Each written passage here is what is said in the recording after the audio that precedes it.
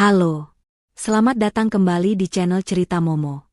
Pernah nggak sih kalian pulang dari luar kota dengan penuh semangat, berharap disambut hangat oleh keluarga, ternyata malah dapat pengkhianatan yang begitu menusuk hati? Inilah kisah nyata seorang wanita yang pulang tanpa mengabari, tapi justru menemukan suami, mertua, ipar, dan pelakor murahan sedang asik berpesta di rumahnya sendiri. Kalian jangan lupa ya untuk like dulu video ini. Subscribe biar nggak ketinggalan cerita inspiratif terbaru dari Cerita Momo, dan komen di bawah, tulis nama kamu, asal kota, dan kasih tahu kalau kamu hadir di cerita hari ini. Langit Jakarta yang biasanya riuh dengan gemuruh kendaraan, malam itu terasa begitu sepi dan damai bagi Maya. Di dalam taksi mewah yang membawanya pulang, ia menyandarkan kepalanya ke jendela, memejamkan mata sejenak, dan membiarkan senyum merekah di bibirnya. Setelah 2 minggu penuh tekanan di Tokyo, bernegosiasi dengan investor-investor besar untuk proyek raksasa perusahaannya, akhirnya ia bisa kembali ke pelukan Bimo, suaminya tercinta. Maya adalah seorang direktur pemasaran di salah satu perusahaan multinasional terkemuka, sebuah jabatan yang diraihnya dengan kerja keras, air mata, dan pengorbanan tak terhitung. Ponselnya bergetar, menampilkan notifikasi pesan dari Rizka, sahabat karibnya. Sudah sampai di mana, Mei? Jangan lupa oleh-oleh ya. Tawa kecil lolos dari bibir Maya. Ia membalasnya dengan singkat, sudah dekat. Surprise. Bimo tidak tahu aku pulang malam ini. Maya sengaja merahasiakan kepulangannya. Ia membayangkan wajah terkejut suaminya, pelukan erat yang hangat, dan makan malam romantis berdua saja. Semua itu adalah hadiah kecil yang ia siapkan untuk dirinya sendiri dan Bimo setelah sekian lama berjauhan. Taksi memasuki gerbang rumah mewah mereka. Rumah 3 lantai bergaya modern minimalis yang berdiri kokoh di atas lahan luas, hasil jerih payahnya selama bertahun-tahun.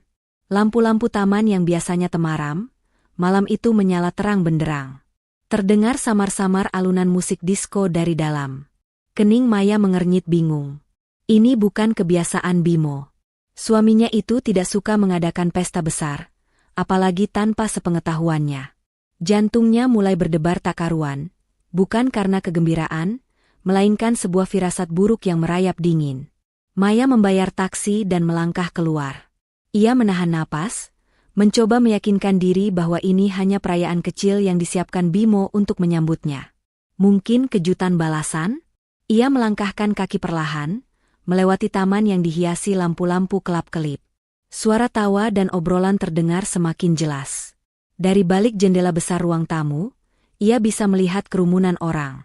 Maya mengabaikan perasaan ganjilnya dan memaksakan senyum. Ia membuka pintu utama yang tidak terkunci, melangkah masuk dengan anggun. Namun, apa yang ia lihat di hadapannya membuat senyumnya membeku, hatinya mencelos, dan kakinya terasa lemas. Di tengah-tengah ruang tamu yang disulap menjadi klub malam ini, terpasang sebuah bar dadakan dengan puluhan botol minuman impor. Para tamu, yang sebagian besar adalah teman-teman Bimo, mertua, dan iparnya, tampak tertawa riang sambil memegang gelas-gelas kristal. Namun, fokus Maya bukan pada mereka, melainkan pada pemandangan yang paling menyakitkan di depan mata. Bimo, suaminya, yang selama ini selalu ia kenal sebagai sosok pendiam dan rumahan, kini tampak tertawa lepas. Lengan kirinya melingkar posesif di pinggang seorang wanita. Wanita itu, dia cantik. Terlalu cantik, bahkan untuk standar seorang model. Rambutnya dicat pirang kecoklatan, bergelombang sempurna. Gaun koktail satin berwarna merah marun yang ia kenakan memeluk erat lekuk tubuhnya, menampilkan kesan mewah dan berani. Tangan kanannya dengan manja memegang sebuah gelas kecil, seolah sedang melakukan toas pribadi dengan Bimo. Maya merasa seolah-olah seluruh darah di tubuhnya ditarik paksa. Nafasnya tercekat, pandangannya kabur. Semua kerja kerasnya, semua pengorbanannya, dan semua cintanya pada Bimo seolah-olah hancur dalam 1 detik. Rasanya seperti ada tangan tak kasat mata yang meremas jantungnya hingga remuk. Ia berdiri mematung di ambang pintu, tangannya menggenggam koper kecilnya erat-erat, buku-buku jarinya memutih. Tiba-tiba, mata tajam Bu Fatma, mertuanya, menangkap sosoknya. Senyum lebar yang tadinya menghiasi wajah Bu Fatma langsung lenyap, digantikan raut masam dan jijik. Astaga, lihat siapa yang datang, sindirnya dengan nada penuh kebencian. Seketika, Semua mata tertuju pada Maya. Suasana riuh tadi langsung hening. Musik berhenti, tawa hilang. Semua pasang mata memandang Maya dengan tatapan menilai, sinis, dan mengejek. Maya merasa seperti seekor tikus yang masuk ke sarang singa. Wanita kampungan ini sudah pulang. Suara Indah, adik iparnya, terdengar melengking dan menusuk. Ia berjalan mendekat dengan langkah angkuh, memandang Maya dari ujung rambut sampai ujung kaki. Cih, baru juga 2 minggu tidak ada, sudah berani muncul tanpa diundang. Pergi saja ke rumah orang tuamu. Kami sedang asyik, tak usah diganggu. Air mata Maya sudah menetes, namun ia menahannya sekuat tenaga. Ia mencoba mencari mata Bimo, berharap suaminya akan membela, menjelaskan, atau setidaknya memintanya mendekat. Tapi apa yang terjadi? Bimo, yang tadinya tertawa riang, kini berdiri diam mematung, pandangannya menunduk. Ia menghindari tatapan Maya, seolah-olah malu, atau lebih tepatnya, takut. Sikap diam Bimo lebih menyakitkan daripada 1000 tusukan pisau. Kenapa diam saja? Maya akhirnya bersuara, suaranya bergetar menahan tangis. Bimo, jelaskan ini. Jelaskan apa lagi? Bu Fatma maju, kini berdiri di samping Indah. Jelas-jelas suamimu sudah muak denganmu. Kamu pikir kami tidak tahu? Kamu sibuk mengurus pekerjaanmu, mengurus uangmu, dan melupakan suamimu sendiri. Lihat ini. Bu Fatma menunjuk wanita bergaun merah marun di samping Bimo. Ini adalah Selena. Dia cantik, kaya, dan tahu bagaimana membuat Bimo bahagia. Bukan sepertimu yang hanya bisa menghasilkan uang tapi tidak bisa mengurus suami. Selena tersenyum tipis, senyum kemenangan yang membuat darah Maya mendidih. Ia meraih tangan Bimo dan menggenggamnya erat, seolah ingin menegaskan kepemilikan. Bimo tidak menolak. Ia membiarkan tangan Selena ada di tangannya. Dada Maya terasa sesak. Pengkhianatan ini terasa begitu nyata, begitu menusuk. Bukan hanya dari Bimo, tapi juga dari keluarga yang ia coba cintai selama ini. Hinaannya terasa lebih tajam daripada pisau. Bukankah semua yang ia lakukan selama ini, termasuk bekerja keras hingga dinas ke luar negeri, adalah demi keluarga mereka? Demi masa depan Bimo? Demi bisa memberikan yang terbaik untuk mereka semua? Saya pulang untuk memberikan kejutan. Suara Maya memelan, ia membiarkan air mata menetes membasahi pipinya. Saya pikir ini akan menjadi malam bahagia kita. Bahagia? Kami sudah bahagia jauh sebelum kamu pulang. Potong Indah dengan nada mengejek. Kamu itu hanya mesin ATM bagi kami. Setelah kami dapat semua yang kami mau, kamu tidak lagi dibutuhkan. Pergi sana. Maya mengangkat kepalanya, menatap satu persatu wajah yang ada di hadapannya. Wajah Bimo yang menunduk penuh rasa bersalah, wajah Bu Fatma yang penuh kebencian, wajah Indah yang sinis, dan wajah Selena yang dingin. Tidak ada satupun tatapan yang menunjukkan simpati. Ia merasa sendirian di tengah kerumunan yang ramai. Seluruh ruang tamu ini, yang tadinya ia anggap sebagai rumahnya, kini terasa seperti medan pertempuran di mana ia berdiri sendirian.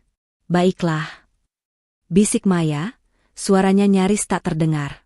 Ia menarik napas dalam, membiarkan sakit itu menusuk ke inti jiwanya. Saya mengerti. Ia membalikkan badan, memunggungi mereka semua. Langkahnya terasa berat, seolah ia sedang menggendong beban 1000 kilo. Ia berjalan keluar dari rumah yang kini terasa asing itu, meninggalkan tawa-tawa yang mulai terdengar kembali di belakangnya. Air mata sudah tidak bisa lagi ia tahan. Mereka mengalir deras, membasahi pipinya, dan jatuh membasahi kerudung yang ia kenakan. Di luar gerbang, ia berdiri sendirian di bawah lampu jalan yang remang. Di satu sisi ia merasa hancur, namun di sisi lain, sebuah api kecil mulai menyala di hatinya. Api amarah, api dendam. Mereka pikir ia adalah wanita yang lemah? Mereka pikir ia akan menyerah dan pulang begitu saja? Mereka salah besar. Maya membuka ponselnya, mencari sebuah kontak. Ia tidak akan pulang ke rumah orang tuanya malam ini. Ia akan pergi ke tempat di mana ia bisa menyusun rencana, tempat di mana ia bisa mengumpulkan kembali semua kepingan hatinya yang hancur. Ia akan membuat perhitungan. Dan ia berjanji pada dirinya sendiri, perhitungan ini akan dibayar lunas. Halo, Rizka, bisiknya, suaranya serak. Aku butuh bantuanmu. Malam ini juga. Malam itu, di bawah kerlipan bintang yang menyaksikan pengkhianatan, seorang wanita hancur. Namun, dari kehancuran itu, lahirlah sebuah tekad yang kelak akan mengguncang dunia mereka yang telah menghancurkannya.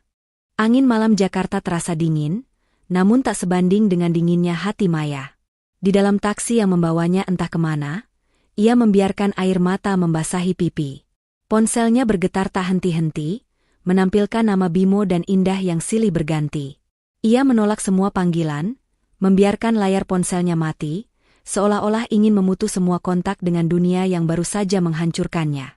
Ia hanya butuh satu orang, dan satu orang itu yang akan ia temui.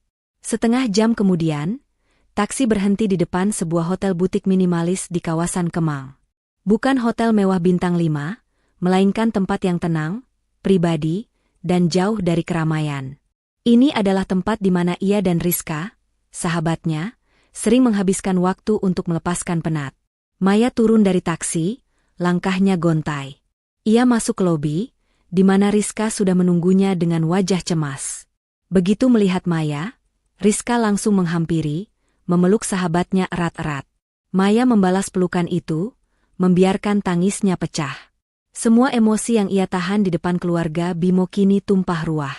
Rizka menepuk-nepuk punggung Maya, membiarkannya menangis sepuasnya tanpa bertanya apapun. Ia tahu, Maya butuh waktu untuk menumpahkan semuanya.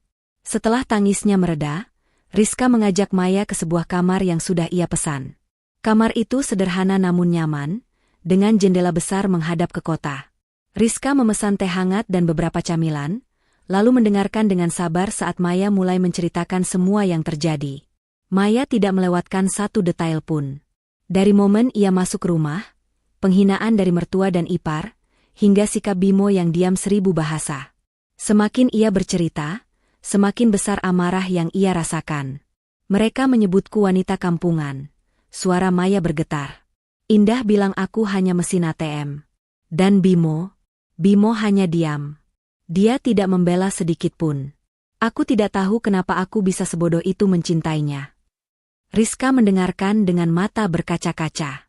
Ia mengenal Maya lebih dari siapapun.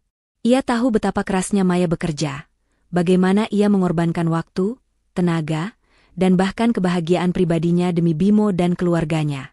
Maya adalah tulang punggung keluarga Bimo sejak awal pernikahan. Bimo, seorang arsitek lepas, pendapatannya tidak seberapa jika dibandingkan dengan Maya. Maya yang membantu Bimo mendirikan biro arsitek, Maya yang membayar cicilan rumah dan mobil mewah, dan Maya yang selalu memenuhi semua permintaan mertua dan iparnya. Mereka tidak pantas untuk air matamu, Mei, bisik Rizka. Mereka itu parasit. Aku tidak mengerti kenapa Bimo bisa tega, lanjut Maya. Apa karena aku terlalu sibuk? Aku melakukan semua ini demi masa depan kita, demi keluarga kita. Lalu apa yang dia lakukan? Dia malah mengadakan pesta dengan wanita lain di rumah yang aku beli dengan uangku sendiri. Maya mengambil napas dalam-dalam, mencoba menguasai emosinya. Rizka, aku sudah tidak punya air mata lagi. Yang tersisa hanya amarah. Aku tidak akan membiarkan mereka lolos begitu saja. Aku akan membalas mereka. Rizka menatap sahabatnya. Ia bisa melihat tekad membara di mata Maya. Mata yang biasanya penuh kehangatan dan kebaikan, kini dipenuhi api dendam.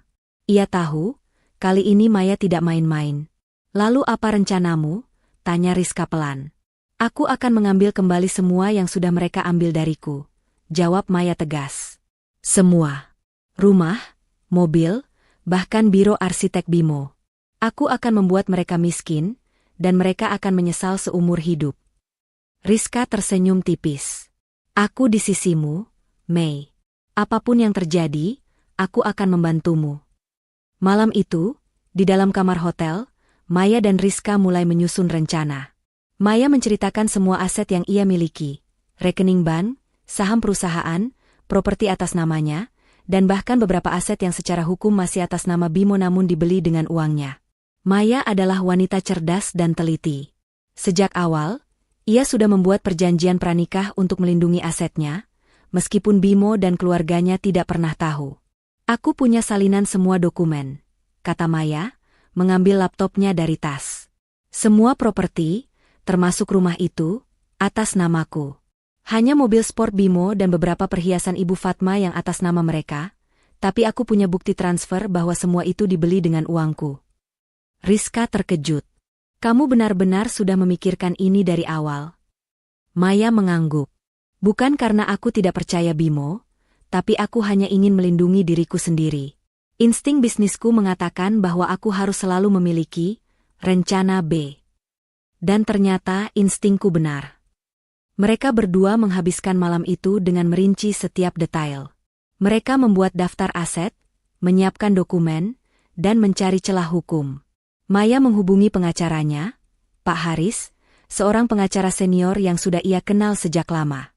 Ia menjelaskan situasinya secara singkat dan meminta Pak Haris untuk menyiapkan semua berkas yang diperlukan. Siap, Maya, jawab Pak Haris di ujung telepon. Saya akan siapkan semua dokumennya. Besok pagi, kita bertemu di kantor saya. Setelah itu, kita akan langsung ke pengadilan. Ponsel Maya kembali berdering. Kali ini dari nomor yang tidak dikenal. Maya mengangkatnya, dan terdengar suara Bimo. Maya, kamu di mana? Aku telepon kamu dari tadi, kenapa tidak diangkat? Suara Bimo terdengar panik. Ayah sudah tahu soal ini. Dia marah besar. Dia bilang kenapa aku tidak bisa mengendalikanmu? Apa yang kamu lakukan? Maya terdiam sejenak. Ia merasa jijik dengan kepanikan Bimo. Bimo tidak peduli padanya, ia hanya peduli pada uang dan statusnya. Aku bukan lagi boneka kalian, Bimo, jawab Maya dingin. Aku tidak akan kembali. Aku tidak akan memberikan apapun lagi padamu. Apa maksudmu? Suara Bimo meninggi. Kamu tidak bisa begini. Jangan kekanakan. Kamu tahu, aku tidak mencintai wanita itu. Aku hanya terpaksa. Terpaksa? Maya tertawa sinis. Terpaksa berpelukan, terpaksa tertawa riang, terpaksa mengadakan pesta di rumahku? Omong kosong. Maya mematikan teleponnya tanpa menunggu jawaban Bimo. Ia menatap Rizka, yang hanya menggelengkan kepala. Rizka tahu bahwa Maya membuat keputusan yang benar. Sudahlah, Mei, kata Rizka. Tidak ada gunanya berbicara dengan dia. Kamu harus fokus pada dirimu sendiri sekarang. Maya mengangguk. Ia membaringkan tubuhnya di tempat tidur, mencoba memejamkan mata. Namun, bayangan Bimo dan wanita itu masih menari-nari di kepalanya. Ia tidak bisa tidur. Ia bangkit, berjalan ke jendela, dan memandang ke arah gemerlap kota Jakarta. Maya merenung. Ia mengingat kembali masa-masa awal pernikahannya dengan Bimo. Dulu, Bimo adalah pria sederhana yang ia cintai. Mereka merintis semuanya dari nol, atau lebih tepatnya, Maya yang merintis semuanya. Ia selalu berpikir bahwa Bimo adalah belahan jiwanya. Namun, malam ini, ia menyadari bahwa semua itu hanya ilusi. Cinta Bimo ternyata tidak lebih dari sebuah ilusi yang dibangun di atas dasar uang. Aku harus kuat, bisik Maya pada dirinya sendiri. Aku harus membalas mereka. Ia tidak akan membiarkan dirinya hancur. Ia tidak akan membiarkan mereka menang.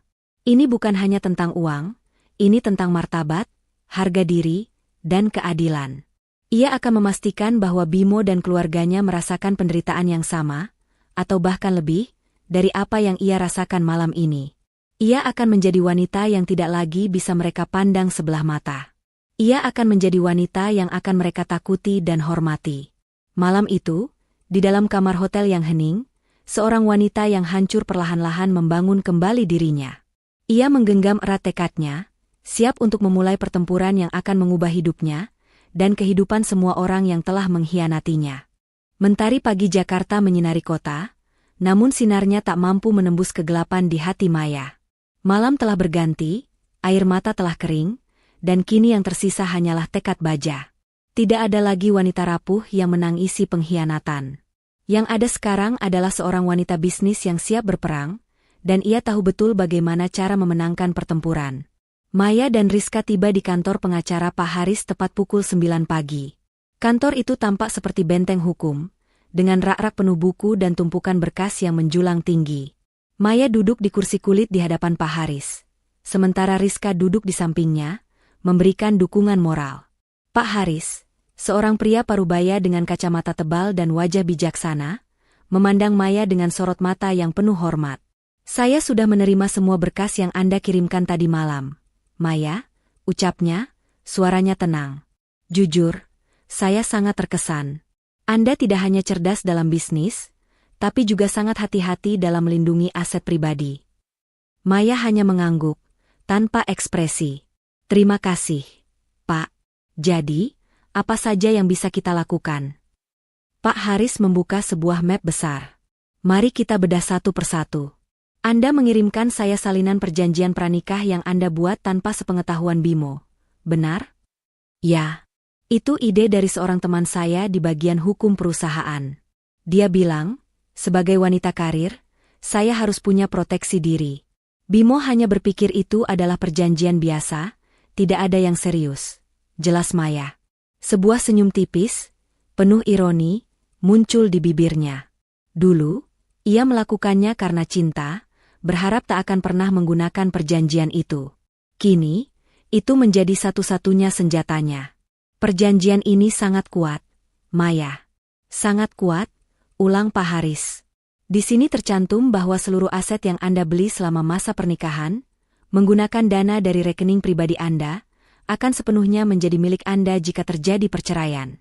Dan yang lebih penting, Anda mencantumkan rincian semua aset yang Anda beli, lengkap dengan bukti transfernya. Pak Haris mengambil beberapa lembar dokumen lagi. Mari kita mulai dari yang paling vital. Rumah mewah di Pondok Indah itu. Selama ini, Bimo dan keluarganya mengira rumah itu atas nama Bimo. Padahal, akta jual belinya jelas atas nama Anda, dan semua pembayaran cicilan maupun pelunasan berasal dari rekening perusahaan Anda dan rekening pribadi Anda.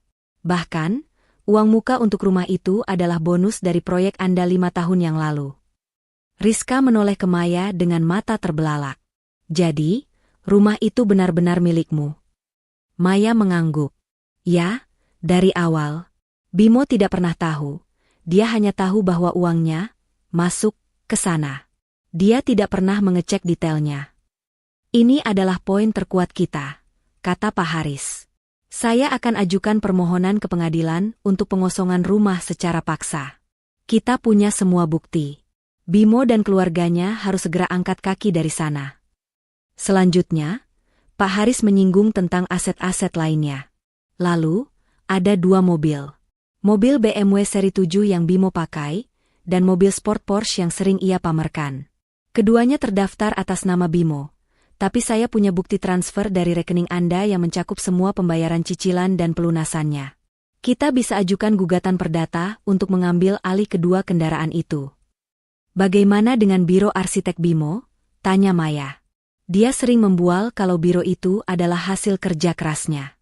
Tapi modal awalnya, sewa kantor, bahkan gaji karyawannya, semua dari uangku. Pak Haris tersenyum. Ini yang paling menarik. Perusahaan itu didaftarkan atas nama CV. Dan di akta notaris, Anda tercantum sebagai investor mayoritas, dengan 95% saham, sementara Bimo hanya 5%. Dia hanya bertindak sebagai direktur operasional. Secara hukum, perusahaan itu adalah milik Anda. Maya mengepalkan tangannya. Selama ini, ia selalu mengalah dan membiarkan Bimo merasa seperti seorang pria sukses yang mandiri. Ia membiarkan Bimo mendapat semua pujian dari keluarga dan teman-temannya. Ia bahkan rela berada di balik layar agar Bimo bisa merasa bangga. Tapi kini, semua kebaikan itu berbalik menjadi pengkhianatan. Apa yang harus kita lakukan, Pak? Tanya Maya. Langkah pertama, dan yang paling penting, kata Pak Haris, adalah membuat mereka lumpuh. Saya akan segera mengajukan permohonan pemblokiran semua rekening Ban Bimo dan rekening bisnisnya. Dengan bukti-bukti yang kuat, pengadilan pasti akan mengabulkan. Tanpa uang, mereka tidak akan bisa bergerak. Maya mengangguk. Lakukan, Pak. Sekarang juga.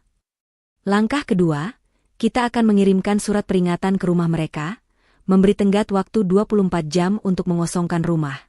Lanjut Pak Haris. Setelah itu, kita akan mengajukan gugatan cerai dan mengambil alih semua aset yang Anda miliki. Bagaimana dengan perhiasan Ibu Fatma dan Indah? Tanya Maya, suaranya dipenuhi amarah. Mereka sering memamerkan perhiasan berlian yang aku belikan.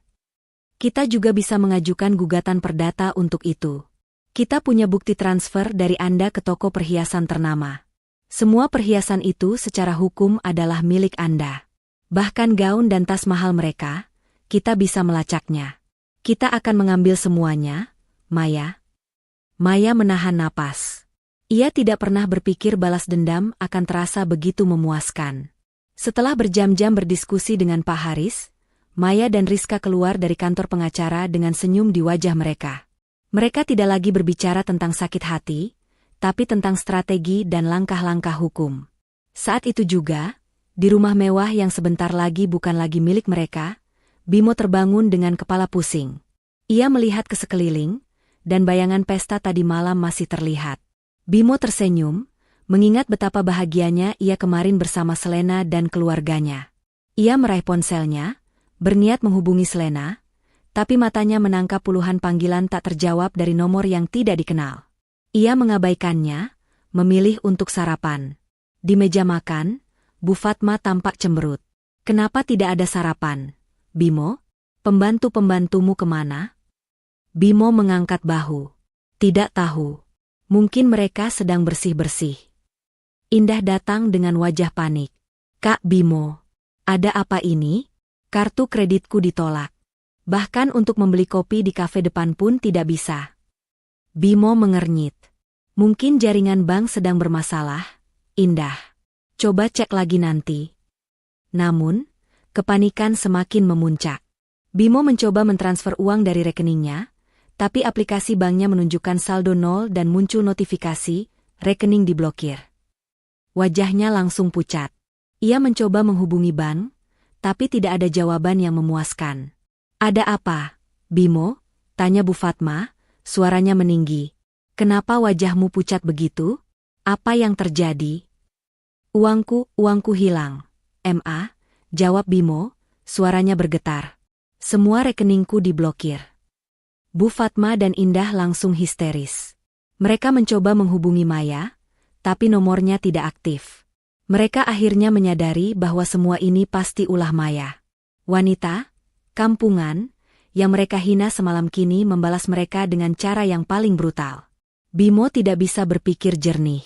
Ia mencoba menghubungi Selena, tapi nomornya tidak aktif. Ia panik, merasa dunianya runtuh. Ia tidak pernah tahu bahwa semua kekayaannya, semua yang ia banggakan, hanya bergantung pada satu orang yang telah ia sakiti. Di sisi lain kota, Maya duduk di sebuah kafe, meminum kopi. Rizka tersenyum padanya. Permainan sudah dimulai, Mei. Ya, jawab Maya, matanya bersinar. Dan aku tidak akan berhenti sampai mereka tidak punya apa-apa lagi. Pagi itu di rumah mewah di Pondok Indah, suasana jauh dari kata damai. Bukan lagi tawa riang seperti malam sebelumnya, melainkan teriakan panik dan umpatan yang saling bersahutan.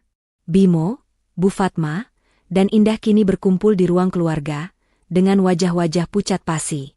Telepon genggam Bimo terus bergetar, menampilkan notifikasi pesan dari pihak bank yang tidak memberikan jawaban yang jelas. Ada apa ini, Bimo? Teriak Bu Fatma. Kenapa rekening bankku juga ikut diblokir? Apa-apaan ini? Kamu harus segera urus. Bimo, Mama tidak bisa hidup tanpa uang. Mama harus bayar arisan. Indah menggebrak meja. Aku juga. Semua kartu kreditku ditolak. Aku sudah pesan tas Hermes yang baru, dan sekarang aku tidak bisa membayarnya. Ini pasti ulah wanita kampungan itu. Dia pasti punya ilmu hitam. Bimo mengusap wajahnya frustrasi. Sudah kubilang, Endah, Maya tidak mungkin sejahat ini. Dia tidak akan melakukan ini pada kita. Dia mencintaiku. Mencintaimu? Bu Fatma tertawa sinis. Kamu bodoh, Bimo. Dia tidak mencintaimu. Dia mencintai uangnya. Cepat hubungi dia, minta dia kembali. Kita akan mohon maaf. Kita akan berlutut jika perlu. Asal dia mau mengembalikan semuanya. Namun, Bimo tahu itu tidak akan berhasil. Ia sudah menelepon Maya berkali-kali, tapi tidak ada jawaban. Ia juga menghubungi Selena, tapi ponselnya selalu nonaktif. Bimo merasa seperti seekor tikus yang terjebak di dalam labirin tanpa jalan keluar. Semua kekuasaannya, semua yang ia banggakan, tiba-tiba lenyap begitu saja. Tepat saat kepanikan mereka mencapai puncaknya, bel rumah berbunyi nyaring. Seorang petugas keamanan membuka gerbang dan mempersilakan 3 orang pria berjas rapi masuk. Di tangan salah satu pria itu, ada sebuah map berwarna coklat. "Kami dari firma hukum Harris Associates," ucap salah satu dari mereka, seorang pria tinggi dan kurus dengan wajah dingin. "Kami datang untuk menyerahkan surat pengosongan rumah ini." Mata Bimo, Bu Fatma, dan Indah membelalak. "Apa? Maksudnya apa?" seru Bimo tak percaya. "Sesuai dengan dokumen yang kami pegang," lanjut pria itu, "rumah ini sepenuhnya adalah milik Nyonya Maya. Dan kami diberi kuasa penuh oleh klien kami untuk meminta Anda semua, beserta keluarga Anda, untuk mengosongkan rumah ini dalam waktu 24 jam. Pria lain di sampingnya melangkah maju, memegang sebuah akta rumah. "Ini adalah bukti hukumnya. Nama yang tertera di akta ini adalah Nyonya Maya, bukan Bimo. Semua cicilan dan pembayaran lunas berasal dari rekening pribadi Nyonya Maya." Bu Fatma dan Indah langsung histeris. "Tidak mungkin," teriak Bu Fatma. "Kamu pasti salah. Rumah ini milik anakku. Kami yang membayar semuanya." "Dengan segala hormat, Nyonya," timpal pria itu, "kami punya semua bukti transfer yang dibutuhkan.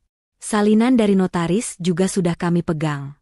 Ini adalah perintah pengadilan. Jika Anda tidak mau mengosongkan rumah secara damai, kami akan menggunakan bantuan pihak berwajib." Bimo, yang selama ini selalu merasa bangga dengan rumah mewahnya, kini merasa seluruh fondasi hidupnya runtuh. Ia menatap akta rumah di tangan pria itu, lalu menatap ibunya dan adiknya yang kini menangis dan meratap. Ia tidak bisa berkata-kata. Ia tahu, di lubuk hatinya, semua ini adalah kebohongan besar yang ia tutupi selama ini. Pria itu kemudian menambahkan, "Kami juga membawa surat penarikan kepemilikan 2 unit mobil yang terparkir di garasi. Kendaraan-kendaraan itu juga dibeli dengan dana Nyonya Maya." Indah jatuh terduduk. "Ini tidak mungkin," bisiknya. "Tidak mungkin. Dia hanya wanita bodoh. Wanita bodoh yang memiliki akal sehat untuk melindungi asetnya." "Nyonya," jawab pria itu dengan senyum sinis. Mendengar semua itu, Bimo merasa seperti semua yang ia miliki ditarik paksa. Ia tidak bisa lagi bersembunyi di balik nama besar perusahaan atau kekayaannya. Ia hanya seorang pria yang kini tidak punya apa-apa. Mereka diberikan waktu 2 jam untuk mengemasi barang-barang penting saja. Di bawah pengawasan ketat tim pengacara, Bu Fatma, Indah, dan Bimo mengamuk. Mereka membanting barang-barang, memaki-maki Maya, dan menangis seperti anak kecil yang kehilangan mainan. "Ini semua salahmu, Bimo," teriak Bu Fatma. "Kalau saja kamu tidak berbuat bodoh, kita tidak akan menjadi miskin." "Bukan salahku, Ma. Ini salah wanita licik itu," balas Bimo. Di tengah kekacauan itu, Bimo mencoba mencari cara untuk bertahan. Ia teringat biro arsiteknya. Ia harus pergi ke sana. Ia yakin, meskipun rekeningnya diblokir, biro itu masih bisa menjadi penyelamatnya. Ia akan menarik semua uang di sana, dan mereka akan memulai hidup baru. Bimo meminta izin pada tim pengacara untuk keluar, yang kemudian disetujui. Dengan langkah tergesa-gesa, Bimo menyusuri jalanan yang kini terasa asing. Ia tiba di depan kantornya, biro arsitek yang selama ini ia banggakan. Namun, ia terkejut melihat pintu kantor itu digembok dengan rantai tebal. Di pintu itu, terpasang sebuah surat pemberitahuan. Dengan tangan gemetar, Bimo meraih surat itu. Isinya membuat dunianya hancur berkeping-keping. Surat itu menyatakan bahwa sejak hari itu, Bimo tidak lagi memiliki hak atas perusahaan tersebut karena kepemilikan mayoritas telah dialihkan. Di bagian bawah surat, tertulis dengan jelas nama pemilik barunya, Maya. Bimo jatuh terduduk di depan pintu kantornya sendiri. Air matanya menetes. Ia tidak bisa lagi menyalahkan siapapun. Ia mengerti. Semua yang ia miliki, semua yang ia banggakan, ternyata tidak pernah menjadi miliknya seutuhnya. Ia hanya seorang boneka yang dibiarkan bermain dengan harta orang lain. Di tengah keputusasaannya, Bimo teringat Selena. Ia mengeluarkan ponselnya dan mencoba meneleponnya lagi. Kali ini, panggilan itu tersambung. Selena, syukurlah kamu angkat. Aku butuh bantuanmu. Aku bangkrut. Bisaku, rumahku, mobilku semuanya sudah diambil Maya, ucap Bimo, suaranya putus asa. Di seberang telepon, terdengar suara tawa sinis. Oh, jadi kamu sudah bangkrut. Bimo, kasihan sekali. Selena, tolong kamu bisa bantu aku, kan? Kita bisa mulai dari awal. Aku mencintaimu. Mencintaimu? Jangan gila. Aku tidak pernah mencintaimu. Aku bersamamu karena aku pikir kamu kaya dan punya masa depan cerah. Tapi sekarang, kamu hanyalah pria miskin yang punya utang, jawab Selena dingin. Jangan pernah hubungi aku lagi. Selamat tinggal, Bimo. Panggilan itu terputus. Bimo memegang ponselnya, menatap layar yang gelap. Ia baru saja kehilangan segalanya. Uang, harta, dan wanita yang ia pikir mencintainya. Ia ditinggalkan sendirian di depan kantornya sendiri, yang kini bukan lagi miliknya. Di sebuah kafe, Maya menerima pesan dari Pak Haris. Semua sudah selesai. Rumah sudah dikosongkan, mobil sudah ditarik, dan biro arsitek sudah kita ambil alih. Maya meminum kopinya perlahan. Senyum kemenangan terukir di bibirnya. Ia melihat keluar jendela, ke arah keramaian kota. Ia tahu, permainannya sudah dimulai. Dan ia tidak akan berhenti sampai semua orang yang mengkhianatinya merasakan penderitaan yang sama seperti yang ia rasakan. Malam pertama setelah penggusuran terasa seperti mimpi buruk yang nyata bagi Bimo, Bu Fatma, dan Indah. Setelah diusir paksa dari rumah mewah mereka terpaksa mencari tempat berlindung. Dengan sisa-sisa uang tunai yang ada di dompet, mereka menyewa 3 kamar kecil di sebuah motel kumuh, jauh dari peradaban yang biasa mereka jalani. Kamar-kamar itu berbau apek, kasurnya terasa keras, dan suara bising dari jalanan di luar membuat mereka sulit tidur. Ini semua tidak mungkin, ratap Bu Fatma, duduk di tepi kasur. Ia masih mengenakan gaun yang sama seperti malam pesta, namun kini terlihat kusam dan penuh kerutan. Bagaimana bisa kita berakhir di tempat seperti ini?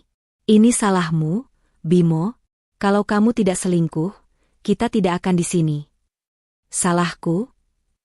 Bimo membentak, suaranya parau. Ia tidak bisa lagi menahan amarah yang meledak di dadanya. Ini semua salah kalian. Kalian yang selalu menuntut ini dan itu. Kalian yang selalu menghina Maya. Kalian pikir semua uang yang ia hasilkan itu tidak ada batasnya? Dia adalah mesin ATM kita. Teriak Indah, yang kini tengah menangis di sudut kamar, memeluk tas tangan mahalnya yang kosong. Dia harusnya bangga bisa memberikan semua ini pada kita. Dia harusnya bahagia melihat kita bahagia. Bahagia? Bimo tertawa sinis, tawa yang terdengar sangat pahit. Kalian kira aku bahagia melihat kalian menganggapku sebagai pahlawan padahal aku tahu semua yang aku berikan adalah uang istriku? Aku muak. Aku muak dengan sandiwara ini. Aku muak dengan kehidupan palsu ini. Malam itu, bukannya beristirahat, mereka justru saling meluapkan kekesalan, memaki, dan menyalahkan satu sama lain. Keluarga yang selalu tampak harmonis di depan umum kini hancur lebur, memperlihatkan sisi terburuk dari diri mereka. Mereka tidak lagi berbicara, hanya berteriak. Mereka tidak lagi peduli satu sama lain, hanya peduli pada nasib mereka sendiri yang mengenaskan. Di tengah kekacauan, Bimo mencoba menghubungi beberapa teman dekatnya yang kemarin hadir di pesta. Mereka semua adalah pengusaha kaya yang sering ia ajak berpesta. Bimo mengirim pesan pada mereka, berharap ada yang mau membantunya. Namun, tidak ada satupun yang membalas pesannya. Bimo mencoba menelepon, tapi panggilannya terus ditolak. Salah satu temannya bahkan mengirim balasan singkat, "Aku tidak kenal orang miskin. Bimo, jangan hubungi aku lagi." Pukulan telak itu membuat Bimo menyadari satu hal yang paling menyakitkan. Pertemanannya, sama seperti pernikahannya, dibangun di atas dasar kekayaan. Tanpa uang, ia hanyalah seorang pria kosong yang tidak berarti. Keesokan paginya, kekacauan berlanjut. Mereka tidak punya uang untuk membeli makanan yang layak. Bu Fatma mencoba menjual perhiasan berliannya, Namun ia terkejut saat mengetahui bahwa perhiasan itu hanyalah berlian imitasi kelas atas. Maya, rupanya, sudah mengganti perhiasan-perhiasan asli yang ia beli dengan perhiasan palsu. Amarah Bu Fatma memuncak. Ia tahu ini pasti ulah Maya. Wanita itu benar-benar merencanakan semuanya dengan teliti. Indah juga mencoba menjual tas-tas mahalnya. Namun, setelah melakukan pengecekan, beberapa tas mahal yang ia banggakan ternyata juga palsu. Sekali lagi, Maya sudah melangkah lebih jauh dari yang mereka duga. Dia sudah tahu, teriak Bu Fatma. Dia tahu kita akan menjual semuanya. Dia sudah merencanakan ini semua sejak lama. Bimo terdiam. Ia mengingat kembali masa-masa ia berpacaran dengan Selena.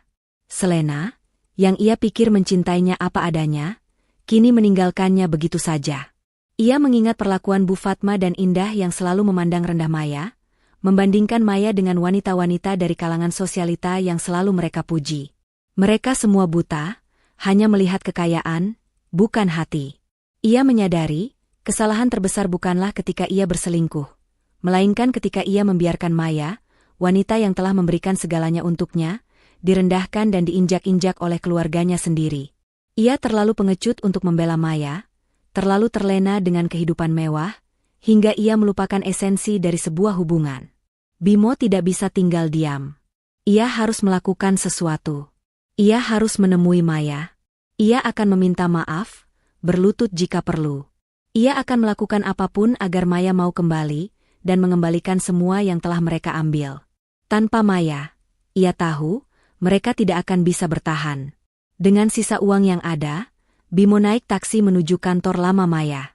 Ia berdiri di depan gedung megah itu, menatap ke atas. Ia melihat ruang kerja Maya yang masih menyala. Bimo meminta izin pada resepsionis untuk menemui Maya, namun ditolak. "Maaf, Pak," kata resepsionis itu, "Nyonya Maya tidak menerima tamu tak diundang." "Tapi, saya suaminya." "Bimo," teriak Bimo putus asa. "Maaf, Pak. Nyonya Maya sudah berpesan. Jika ada pria bernama Bimo datang, jangan biarkan dia naik," jawab resepsionis itu, suaranya tegas. Bimo membeku. Maya sudah memperkirakan ini. Dia sudah mengantisipasi semua langkahnya. Bimo tidak menyerah. Ia menunggu hingga larut malam. Ia berharap Maya akan keluar. Dan benar saja, sekitar pukul 10 malam, Maya keluar dari gedung. Ia tidak sendirian. Ia bersama Rizka, dan di belakang mereka, ada seorang pria muda tampan yang ia kenal. "Selena? Bukan." "Siapa itu?" bisik Bimo. Pria itu adalah pemilik perusahaan teknologi yang baru-baru ini menjalin kerjasama dengan perusahaan Maya. Bimo tahu bahwa pria itu sangat kaya, bahkan lebih kaya dari dirinya. Bimo melihat Maya dan pria itu tertawa, terlihat sangat akrab. Cemburu, amarah, dan rasa sakit menusuk hati Bimo. Ia melihat Maya yang tampak jauh lebih bahagia tanpa dirinya. Maya yang kini terlihat sangat cantik dan bersinar. Ia baru saja akan mendekat, namun mobil pria itu datang, dan Maya langsung masuk ke dalam mobil. Bimo hanya bisa melihat mobil itu melaju kencang, meninggalkan dirinya dalam kegelapan. Di dalam mobil mewah, Maya menatap ponselnya. Ada notifikasi dari satpam kantor. "Nyonya, Tuan Bimo datang. Ia menunggu Anda di depan gedung." Maya tidak menanggapi. Ia hanya tersenyum sinis. Ia tahu Bimo akan datang. Tapi ia tidak akan membiarkan dirinya jatuh dalam jebakan emosional. Ia tidak akan mengulang kesalahan yang sama. "Kau baik-baik saja, Mei?" tanya pria itu, yang bernama Dika. "Aku baik-baik saja, Dika," jawab Maya. "Aku hanya berpikir, betapa bodohnya aku dulu." Dika hanya tersenyum. Ia tahu, di balik senyum Maya, ada cerita panjang yang menyakitkan. Ia tidak bertanya lebih lanjut. Ia tahu, Maya akan bercerita padanya ketika waktunya tiba. Di sisi lain, Bimo kembali ke motel. Ia menemukan Bu Fatma dan Indah tertidur pulas karena kelelahan. Ia duduk di lantai yang dingin, memikirkan semua yang telah ia lakukan.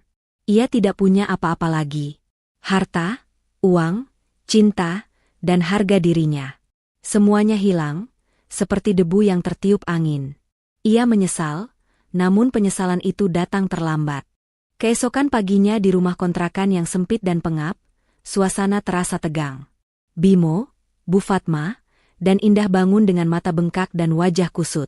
Malam telah berlalu, namun masalah mereka tetap sama. Rumah mewah mereka telah diambil alih, rekening ban mereka diblokir, dan teman-teman yang dulu mereka anggap sebagai sahabat kini menghilang seperti ditelan bumi. Tidak ada lagi pesta, tidak ada lagi tawa, hanya keheningan dan keputusasaan yang mencekik. Aku lapar, rengek Indah, suaranya lemah. Tidak ada makanan sama sekali di sini. Aku tidak bisa hidup tanpa sarapan.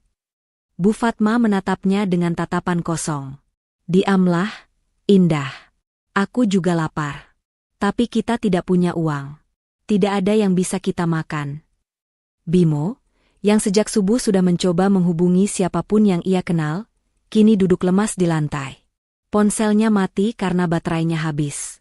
Ia merasa seluruh kekuasaan dan harga dirinya telah dicabut paksa. Ia tidak pernah membayangkan betapa rapuhnya hidup yang ia bangun di atas kebohongan. Tiba-tiba, ponsel tua Bu Fatma yang tergeletak di meja berdering. Nama di layar membuat mereka terlonjak. Tuan Haris, pengacara Maya. Angkat, MA, desak Indah.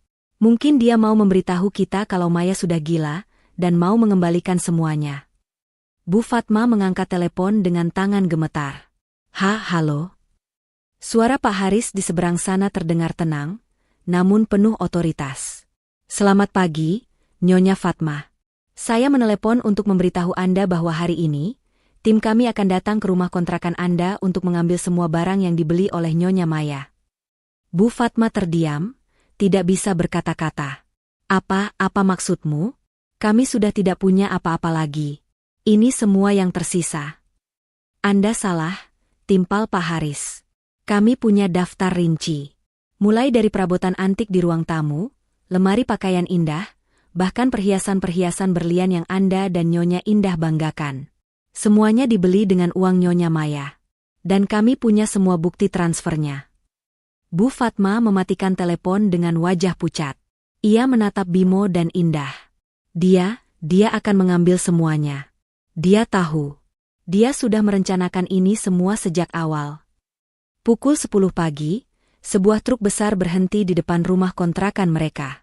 Tim dari firma hukum Haris Associates, didampingi 2 petugas polisi, masuk ke dalam rumah. Mereka membawa daftar barang dan mulai mengambil setiap barang yang tercantum di sana. Hei, apa yang kalian lakukan? Teriak Indah, histeris. Ia mencoba menghentikan salah satu pria yang hendak mengambil lemari pakaiannya. Maaf, Nyonya, jawab pria itu, suaranya datar. Ini adalah perintah pengadilan. Lemari ini tercantum dalam daftar. Dibeli pada tanggal 12 Juni 2024 dari toko furnitur Bintang dengan nomor transaksi. Indah dan Bu Fatma membeku. Mereka tidak bisa membantah. Bahkan perhiasan berlian Bu Fatma dan tas-tas mahal Indah yang mereka sembunyikan di dalam lemari, kini ditemukan dan disita. Mereka melihat dengan mata kepala sendiri, bagaimana barang-barang yang selama ini mereka anggap sebagai bukti kemewahan mereka, kini diangkut ke dalam truk. Satu persatu, semua kenangan akan hidup mereka yang dulu kini lenyap. Mereka hanya bisa menonton, tidak bisa berbuat apa-apa. Tetangga-tetangga yang dulunya selalu iri melihat gaya hidup mereka, kini keluar dari rumah dan memandang dengan tatapan kasihan dan ejekan. Aku tidak percaya ini, bisik Bimo, duduk di lantai. Ia merasa sangat malu.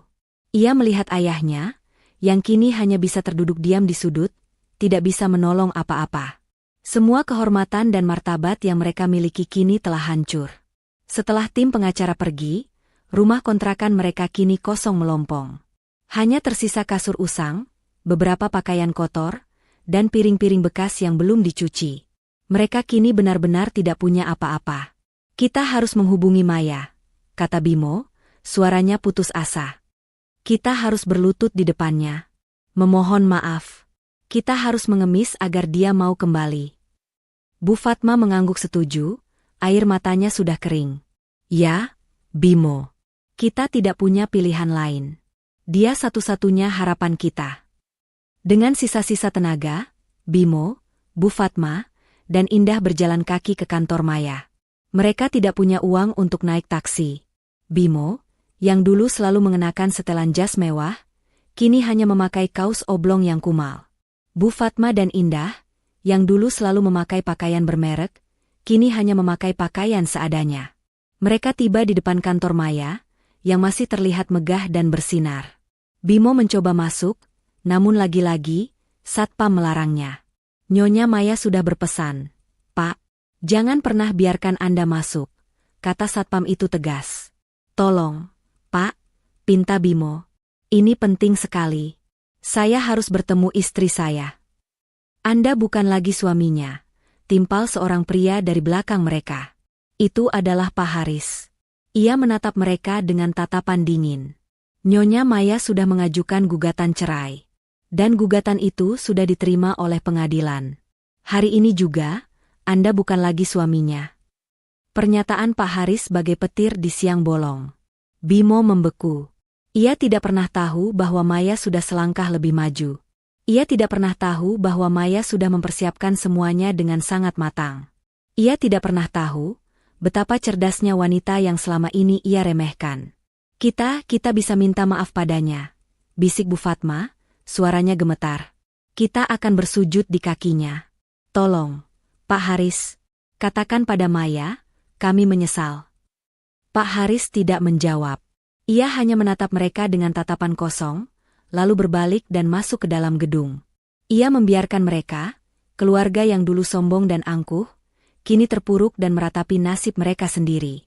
Bimo, Bu Fatma, dan Indah duduk di tangga depan kantor Maya. Mereka hanya bisa menangis dan menyesal. Mereka melihat ke arah gedung, ke arah jendela ruang kerja Maya. Mereka berharap, dengan keajaiban, Maya akan melihat mereka dan mengasihani mereka. Di dalam kantornya, Maya melihat mereka dari balik jendela. Ia melihat Bimo yang kini terlihat sangat kacau, Bu Fatma yang menangis tanpa henti, dan Indah yang kini hanya diam. Hatinya merasa sakit. Namun, ia tidak akan menyerah pada emosinya. Ia mengingat semua hinaan dan pengkhianatan yang telah mereka lakukan. Ia mengingat betapa sakitnya hatinya saat ia melihat Bimo berpelukan dengan wanita lain. "Kamu baik-baik saja, Mei?" tanya Rizka, yang berdiri di sampingnya. "Aku baik-baik saja," jawab Maya. "Aku hanya berpikir, betapa bodohnya mereka. Mereka pikir mereka bisa seenaknya mengambil semuanya dariku.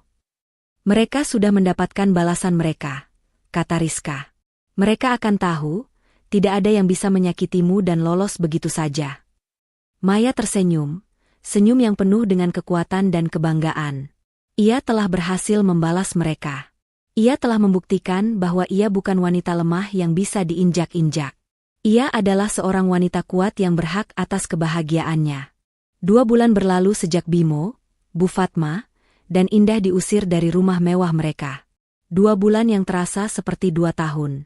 Mereka tidak lagi tinggal di motel kumuh yang berisik, melainkan di sebuah rumah kontrakan kecil di sebuah gang sempit di pinggir kota. Rumah itu hanya terdiri dari 1 ruang tamu yang merangkap kamar tidur, sebuah kamar mandi kecil, dan dapur yang bahkan tidak bisa dibilang layak.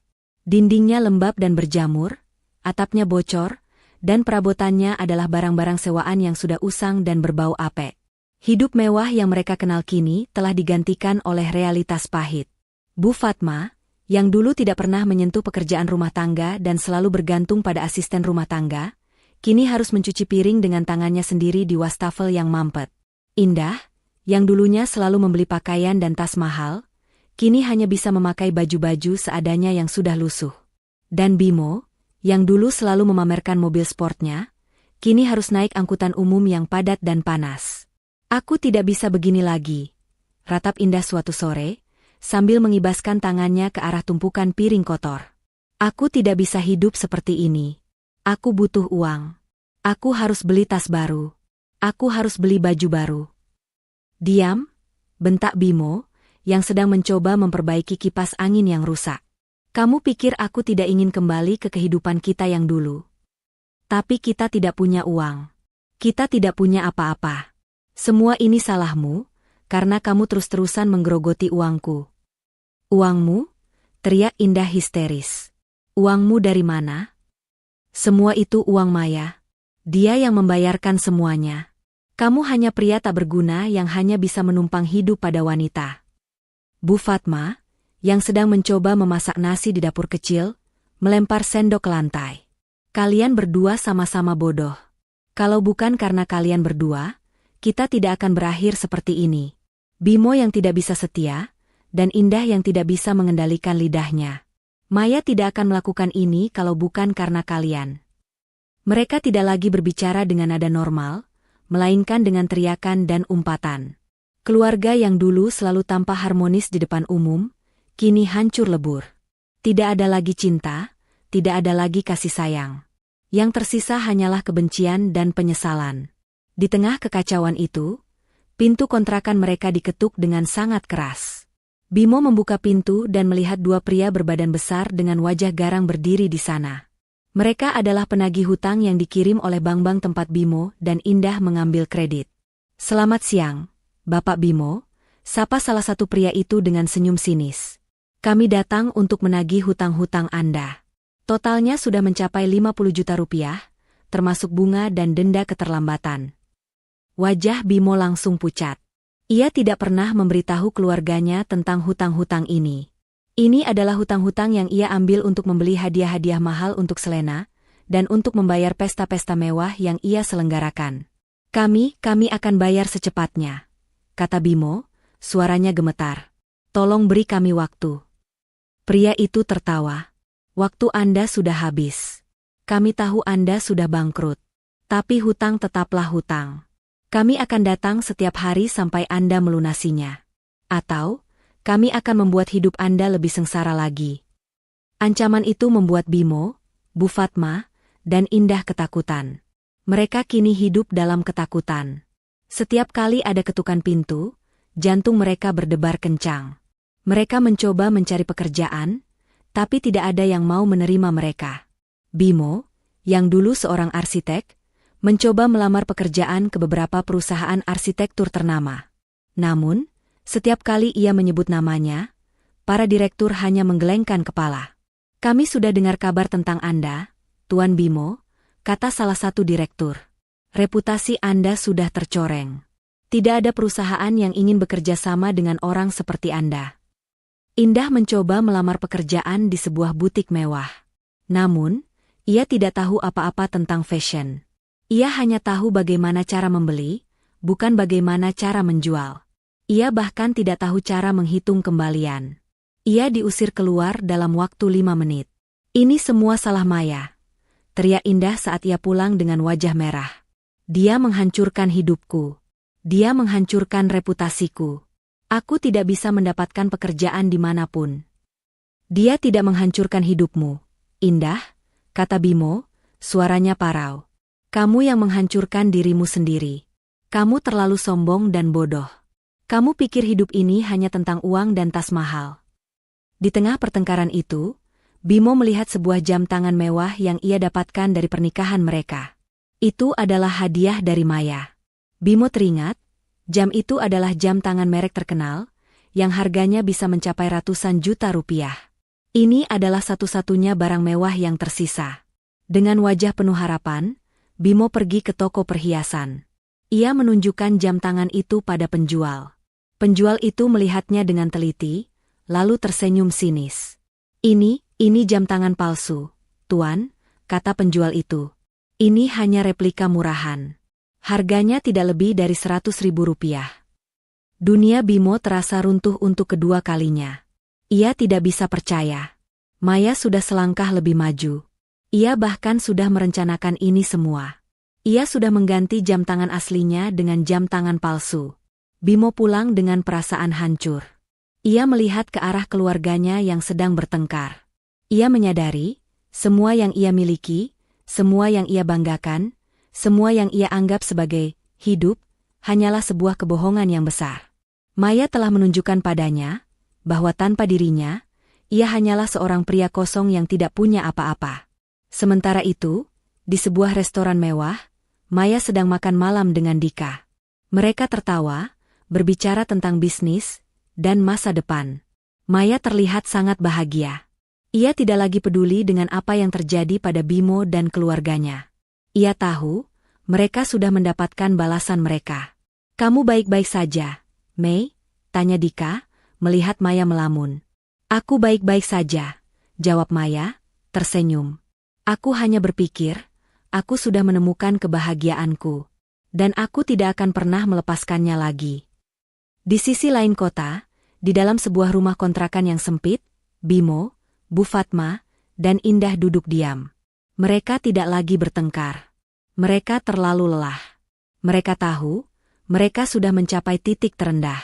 Dan mereka tahu, mereka tidak bisa lagi bergantung pada diri mereka sendiri. Mereka harus kembali ke Maya. Mereka harus berlutut di depannya dan memohon maaf. Bahkan jika itu harus mengorbankan harga diri mereka.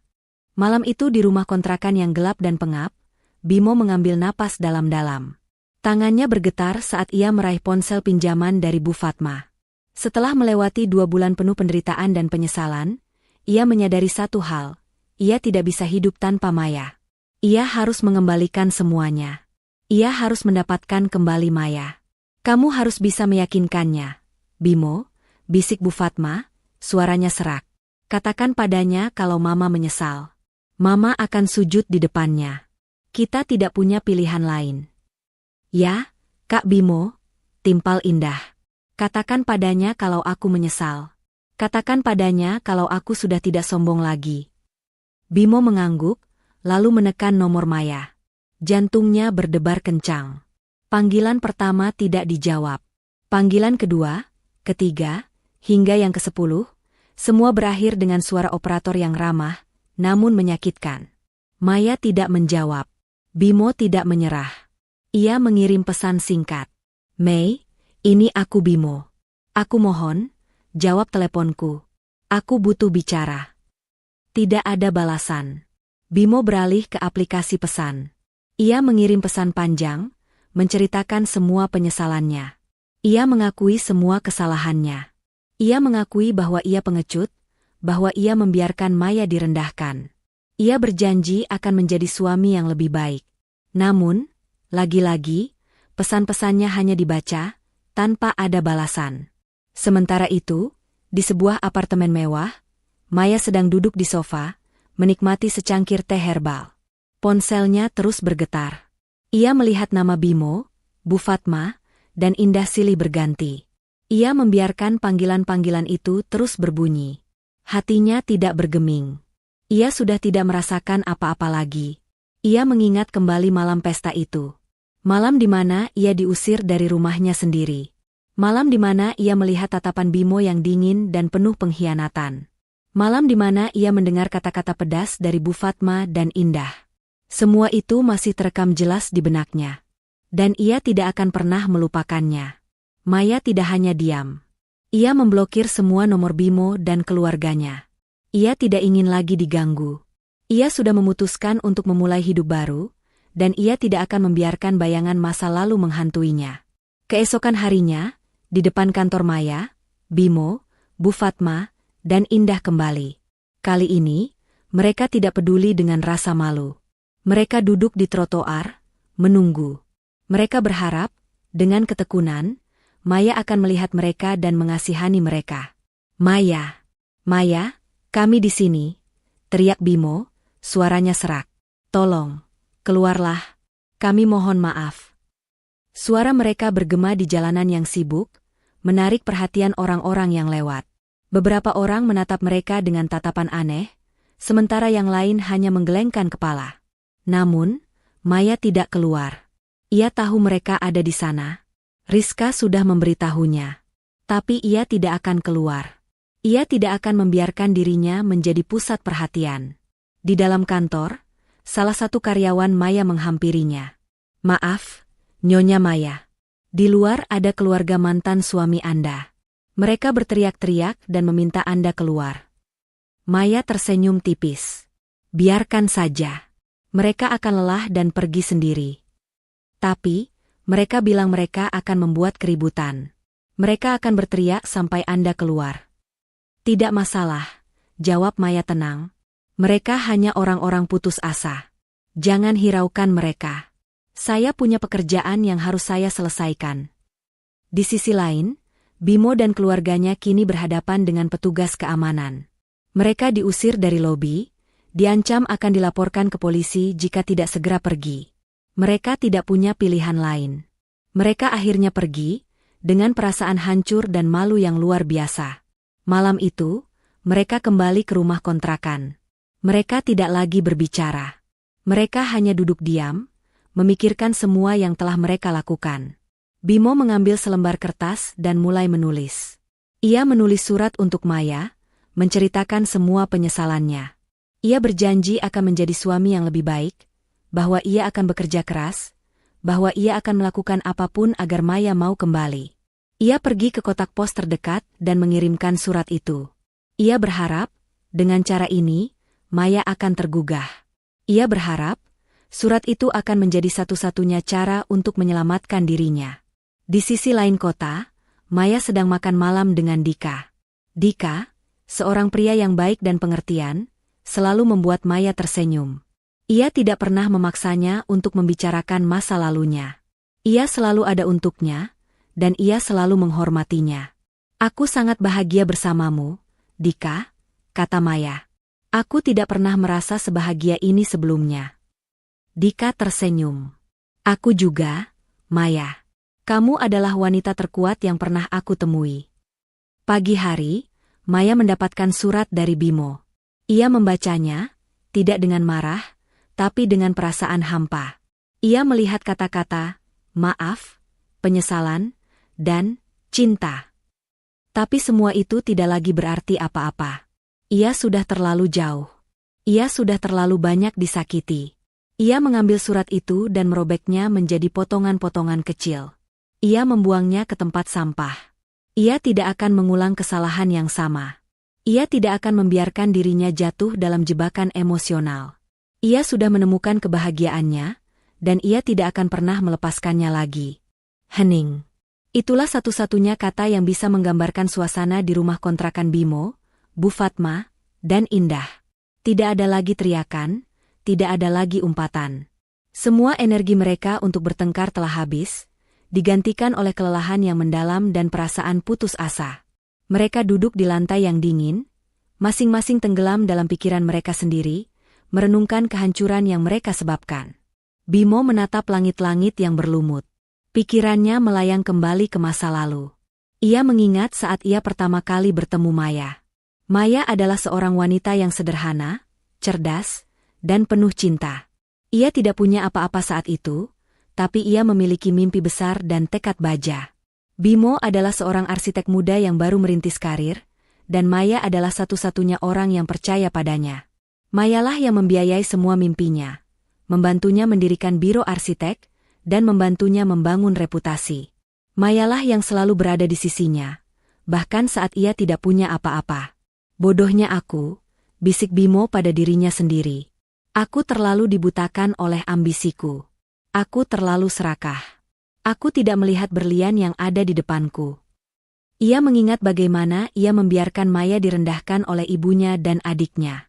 Ia mengingat bagaimana ia membiarkan Maya berkorban untuk keluarganya, sementara ia hanya bisa berpesta dan bersenang-senang. Ia mengingat bagaimana ia melihat Maya di ambang pintu, dengan mata yang penuh pengkhianatan, namun ia terlalu pengecut untuk membela. Bu Fatma, yang duduk di sudut ruangan, juga tenggelam dalam penyesalannya. Ia mengingat saat ia pertama kali bertemu Maya. Ia melihat Maya sebagai wanita biasa, tidak sebanding dengan putranya yang tampan dan cerdas. Ia selalu membandingkan Maya dengan wanita-wanita kaya yang ia kenal. Ia selalu menuntut ini dan itu dari Maya, memaksanya untuk membiayai semua gaya hidupnya yang mewah. Ia melihat Maya sebagai mesin ATM, bukan sebagai menantunya. Aku sangat bodoh, bisik Bu Fatma. Air matanya menetes membasahi pipinya yang keriput. Aku pikir uang adalah segalanya. Aku pikir kekayaan adalah segalanya. Tapi sekarang, aku sudah tidak punya apa-apa. Aku kehilangan segalanya. Anak-anakku, harta, bahkan harga diriku. Indah, yang duduk di samping Bu Fatma, juga merasakan hal yang sama. Ia mengingat bagaimana ia selalu mengejek Maya, menyebutnya wanita kampungan, dan orang miskin. Ia selalu cemburu pada kesuksesan Maya. Ia selalu membandingkan dirinya dengan Maya. Ia pikir, dengan menindas Maya, ia akan merasa lebih baik. Tapi sekarang, ia menyadari, Maya jauh lebih baik darinya. Maya benar, bisik Indah. Aku memang orang bodoh. Aku hanya bisa mengandalkan uang orang lain. Aku tidak pernah bisa mandiri. Malam itu, mereka tidak tidur. Mereka hanya duduk diam, membiarkan penyesalan itu menembus ke dalam jiwa mereka. Mereka menyadari, hukuman terberat bagi mereka bukanlah kemiskinan, melainkan kesadaran bahwa mereka telah kehilangan orang yang paling mencintai mereka. Keesokan paginya, seorang pria parubaya datang mengetuk pintu mereka. Itu adalah Budi, paman Bimo yang sudah lama tidak mereka jumpai. Paman Budi menatap mereka dengan tatapan kasihan. Aku dengar kabar tentang kalian, katanya. Aku tidak bisa mempercayainya. Apa yang terjadi pada kalian? Mereka tidak bisa berkata-kata. Mereka terlalu malu untuk menceritakan apa yang terjadi. Mereka hanya bisa menunduk, tidak berani menatap mata paman mereka. Aku sudah dengar semuanya, lanjut paman Budi. Aku dengar kalian kehilangan segalanya. Aku juga dengar bagaimana kalian memperlakukan Maya. Kalian tidak pantas mendapatkan ini. Kalian pantas mendapatkan lebih dari ini. Pernyataan paman Budi bagai pisau yang menusuk hati mereka. Mereka tidak bisa membantah. Mereka tahu, paman mereka benar. Mereka pantas mendapatkan semua ini. Mereka pantas mendapatkan lebih dari ini. Paman Budi tidak bisa menolong mereka. Ia hanya bisa memberikan mereka beberapa nasihat. Kalian harus menghadapi konsekuensi dari perbuatan kalian, katanya. Kalian harus belajar untuk mandiri. Kalian harus belajar untuk bangkit dari kehancuran ini. Dan yang paling penting, kalian harus belajar untuk meminta maaf. Setelah paman Budi pergi, mereka duduk diam lagi. Kali ini, mereka membuat keputusan. Mereka akan pergi ke Maya.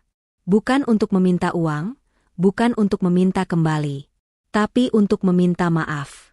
Mereka ingin Maya tahu bahwa mereka menyesal, bahwa mereka menyadari kesalahan mereka. Mereka menunggu hingga sore. Ketika matahari terbenam, mereka berjalan kaki ke kantor Maya. Kali ini, mereka tidak berteriak. Mereka tidak membuat keributan. Mereka hanya berdiri di depan gedung, menunggu. Mereka berharap, Maya akan melihat mereka dan mengerti. Di dalam kantornya, Maya sedang bekerja. Ia tidak tahu mereka ada di sana. Ia tidak tahu mereka sedang menunggunya. Ia hanya fokus pada pekerjaannya. Sekitar pukul 7 malam, Dika datang menjemputnya. Maya tersenyum, lalu membereskan mejanya. Mereka berjalan ke lobi, berbincang-bincang tentang pekerjaan dan rencana mereka untuk akhir pekan. Mereka berjalan keluar, dan saat mereka melewati pintu, mata Maya bertemu dengan mata Bimo. Maya berhenti sejenak. Ia melihat Bimo yang kini terlihat sangat kacau. Ia melihat Bu Fatma dan Indah yang kini terlihat sangat menyesal. Namun, hatinya tidak bergeming. Ia tidak merasakan apa-apa. Ia hanya melihat mereka sebagai orang asing yang pernah ia kenal. Dika melihat mereka, lalu menatap Maya. "Kau baik-baik saja?" bisiknya. Maya mengangguk. "Aku baik-baik saja." Maya dan Dika melanjutkan langkah mereka. Mereka tidak menoleh ke belakang. Mereka masuk ke dalam mobil, lalu pergi. Mereka meninggalkan Bimo, Bu Fatma, dan Indah yang kini hanya bisa menangis dan meratap. Mereka menyesal, namun penyesalan itu datang terlambat. Mereka sudah kehilangan segalanya. Harta, uang, cinta, dan harga diri. Dan sekarang, mereka juga kehilangan satu-satunya harapan mereka untuk mendapatkan maaf. 1 tahun kemudian, dunia seolah berputar 180 derajat. Bagi Maya, ini adalah tahun terindah dalam hidupnya. Bisnisnya melesat bak roket. Ia tidak lagi hanya seorang direktur, tetapi telah menjadi CEO dari perusahaan yang ia dirikan sendiri, yang kini menjadi pesaing terberat dari perusahaan lamanya.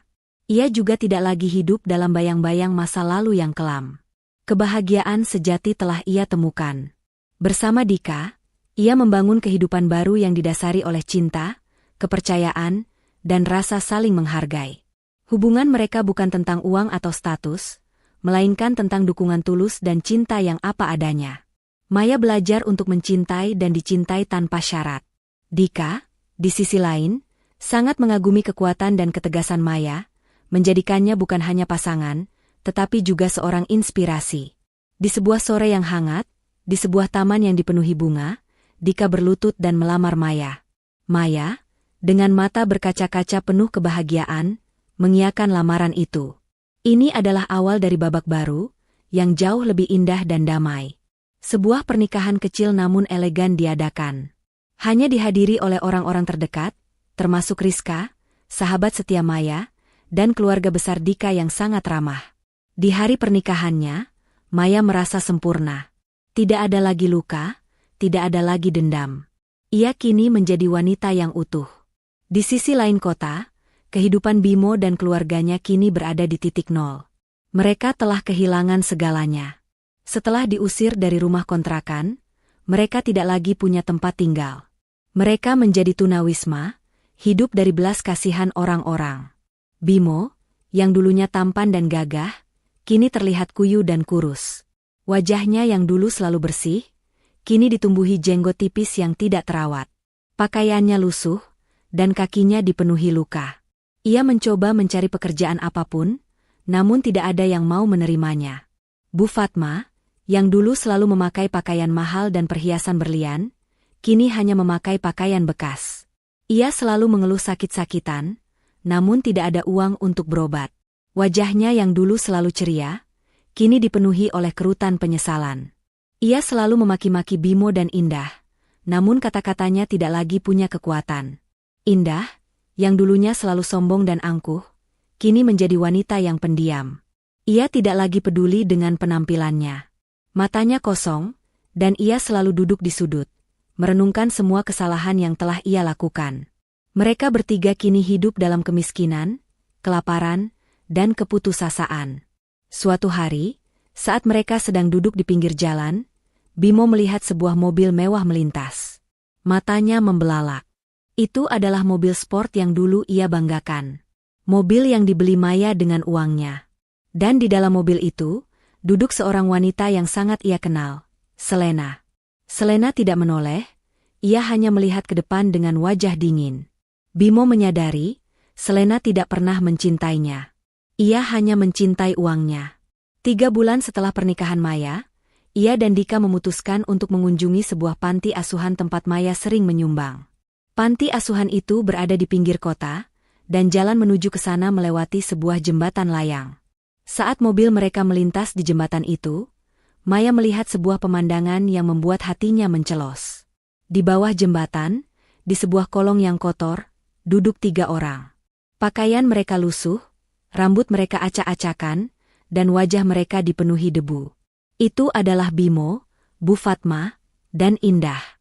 Mereka sedang memungut sisa-sisa makanan dari tempat sampah. Bimo terlihat sangat kurus, dan ia hanya bisa menunduk. Bu Fatma dan Indah tampak sangat lemah, seolah mereka akan jatuh kapan saja. Dika melihat mereka, lalu menatap Maya. Ia tahu, mereka adalah keluarga Bimo. Ia tidak berkata apa-apa. Ia hanya memegang tangan Maya dengan lembut. Maya menatap Bimo.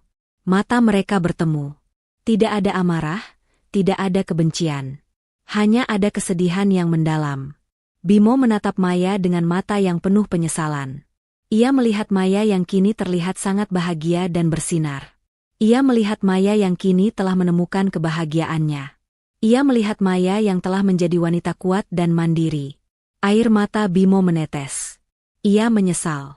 Ia menyesal telah menyakiti Maya. Ia menyesal telah membiarkan keluarganya merendahkan Maya. Ia menyesal telah kehilangan wanita yang paling mencintainya. Maya menatap Bimo, lalu mengangguk pelan. Ia tidak memberikan maaf, namun ia memberikan sebuah pesan. Sebuah pesan bahwa ia baik-baik saja. Bahwa ia sudah bahagia. Bahwa ia sudah melupakan semua yang terjadi. Mobil Dika melaju, meninggalkan Bimo dan keluarganya di bawah jembatan. Bimo tidak mengejar. Ia tahu, sudah terlambat. Ia sudah kehilangan segalanya. Beberapa bulan kemudian, Bimo dan keluarganya tidak lagi terlihat di bawah jembatan. Tidak ada yang tahu kemana mereka pergi. Namun, yang jelas, Mereka tidak akan pernah bisa kembali ke kehidupan yang dulu mereka miliki.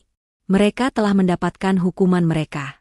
Pesan moral dari cerita ini adalah bahwa sebuah kehidupan yang dibangun di atas kebohongan, keserakahan, dan pengkhianatan tidak akan pernah bertahan lama.